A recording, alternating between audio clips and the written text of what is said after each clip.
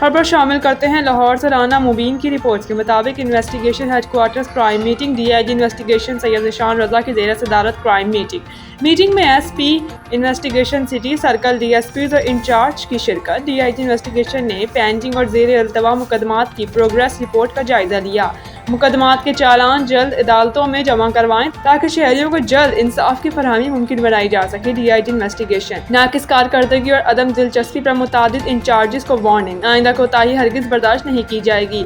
اشتہاری ملزمان کی گرفتاری کے لیے تمام وسائل بروئے کار لائے جائیں گے۔ سید ذیشان رضا افسران کو اپنے متعلقہ تھانوں کا ریکارڈ فوری پول کام کے مطابق اپڈیٹ رکھنے کی ہدایت۔ خواتین اور بچوں کے جنسی استحصال میں ملوث عناصر کے خلاف زیرو ٹالرنس پالیسی اپنائیں۔ ڈی آئی جی انویسٹیگیشن شواہد کی روشنی میں مضبوط چالان مرتب کر کے گنہگار کو سخت سزا دلوائیں۔